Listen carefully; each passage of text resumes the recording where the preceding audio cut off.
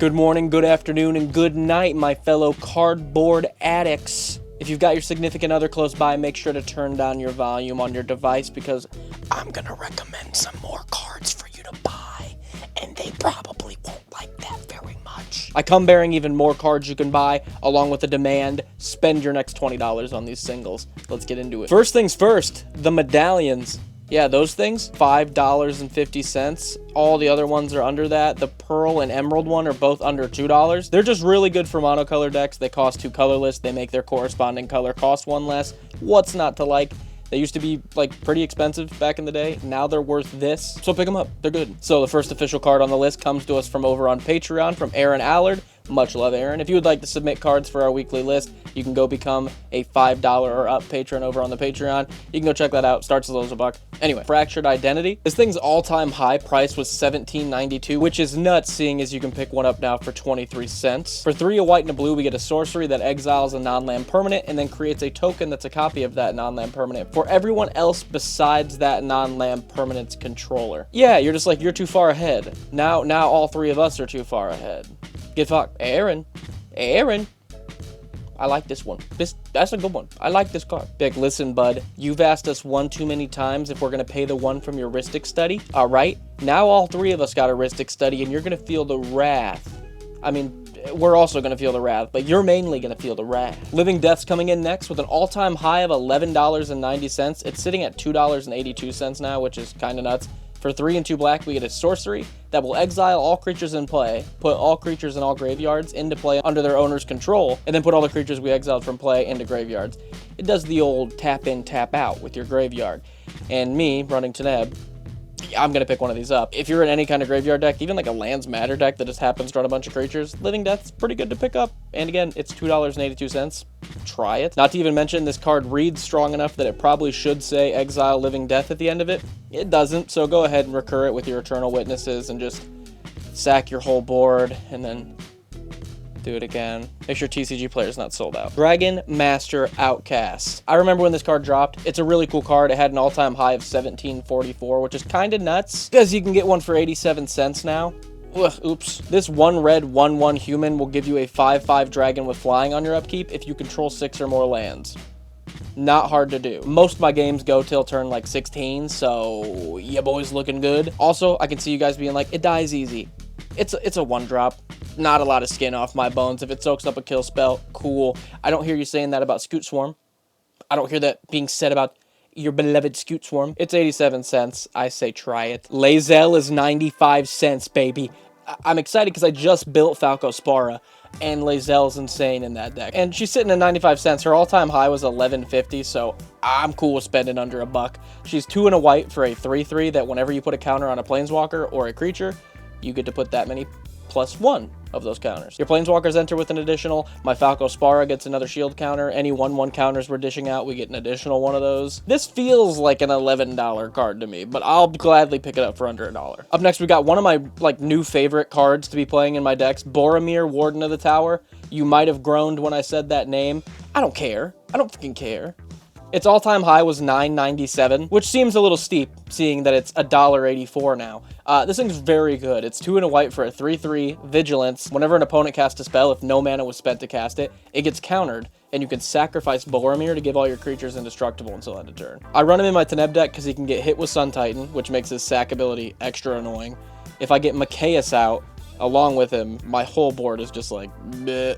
Sorry, you're not going to be dealing with my board for a while. He comes out early. He's got a nice body. You know what I mean? Oh, are you cascading that? Oh, are you gonna suspend that? Oh, you're gonna play Fierce Guardianship?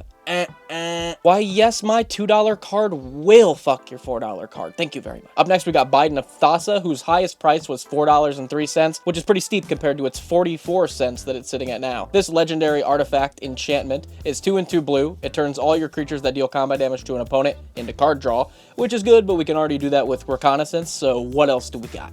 You can pay 1 in the blue and tap it.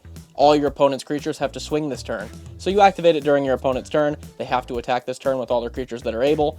opens them up to massive swings. If you're in a pillow fort deck, make it really hard for them to swing at you anyway. They'll probably just end up swinging at an opponent. Also, a ton of you didn't know what I meant by pillow fort. I don't even know how to respond to that because that's crazy. I could also see it in like a goad deck, which is like about opponents smacking each other anyway. So she's kind of doing that. I really like it in my Falco Sparrow deck because it's a token counter deck. I'll have plenty of tokens to chump block with if I force someone to swing into me. If I force someone to swing into me, all their creatures are tapped, so my tokens can then bash face for free. I mean, for 44 cents, I'm definitely going to throw it in there and try it out. Who was going to tell me that Lewis's all-time highest cost was $25? Because I know who's going to tell you that his all-time low cost was 80 cents.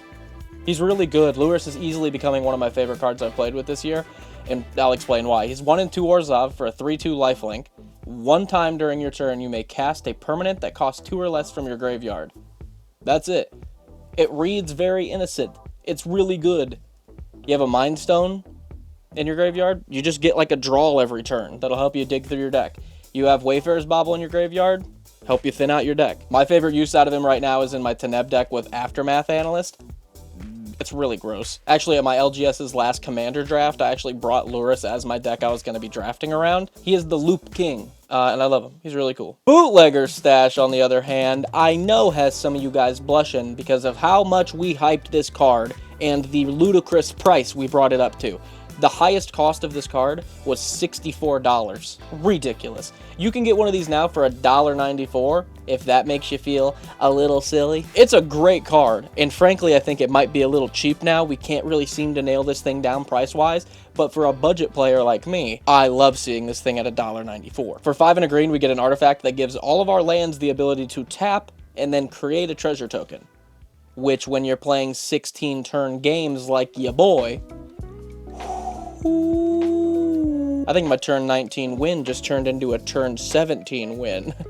My tables better watch out. I don't even really have a deck for this card. Maybe Teneb, because it's like a deck I can throw out for any card I like. But I'm still going to pick one up, because it won't be that hard to find a home for it. Soul Shatter is one that I am not going to talk a lot about, but I do want it to be known because it is quickly becoming one of my favorite removal spells. Its all-time high is $4, while it sits at about $1.61 right now, and I really like this thing. For 2 and a black, at instant speed, each opponent sacrifices the Planeswalker or creature with the highest converted mana cost on their side. 90% of the time, that's the thing I want to kill anyway, and that's just one opponent. The other 2 people have to do it as well. It's really good. It's also instant speed, so you just drop it at the end of someone's turn. If you don't hit what you need to hit, you use another removal spell on the thing you hit, and you also just hit 3 big things.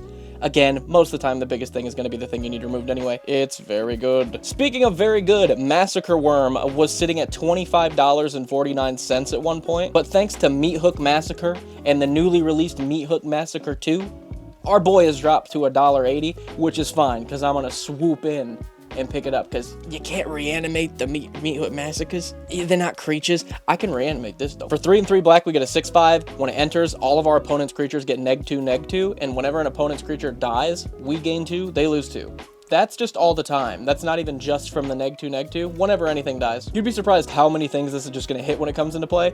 Not to even mention if you're against an aristocrat deck, or a lot of people in your playgroup play aristocrats, they're going to be sacking creatures a lot, and you're going to be like, are you sure you want to do that? Because I got Massacre Worm going on. So, and like I kind of alluded to, I'm going to be picking one of these up for Teneb because it's an amazing reanimator target, because even if you reanimate it turn 3 or 4, that's when all the little creatures are out anyway. Let's talk about Leyline of Anticipation, because I thought this card was still worth quite a bit of money. Its all-time high was 21, which I thought it was around like 10 or 15. This card's $1.66, and it's very good. It's 2 and 2 blue for an enchantment. If you have it in your opening hand, you can start the game with it and play. You can play spells you control as though they had flash. That's not bad off turn 1.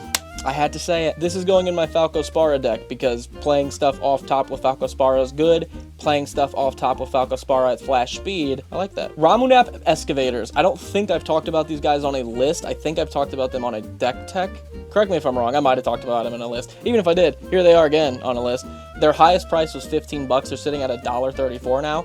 They're really, really good. 2 and a green for a 2/3 that lets you play lands out of your graveyard. Why, yes, I think I will pay under $2 for a Crucible of Worlds. That's kind of the best thing I can say about this card. You can't really top it. It's not a $40 Crucible of Worlds. And then finally, I thought a good place to end it would be an old school absolute staple in Commander. We've got Avenger Zendikar. Its all-time high was $15.25, while our boy has fallen from grace and is sitting at $165 now, which is awesome for the budget reanimator player that is me. Again, I'm picking 2 of these up. One's going into Neb, one's going in Falcospara. Who would've guessed it? 5 and 2 green, 5/5, spits out a 0/1 for every land you control. Those 0/1s get a 1/1 counter every time you play a land. Oh, I think both of those decks will run this card, actually, yeah. Especially Falcospara. It's a token counter deck. I mean, run it in your Reanimator decks, run it in your Battle Cruiser decks, run it in your Lands Matter decks. It's a classic. I love this thing. You play this thing, and then next turn drop an Overwhelming Stampede, and the game's over. Or you play this thing, and then next turn drop a Skull Clamp because your opponents have been total dicks all game, and you're going to make them sit there and watch you draw 40 cards. Whichever one you want to do. I hope you guys enjoyed the video. I had to re-record it once because the shot sucked last time, so hopefully this one doesn't suck. If it does,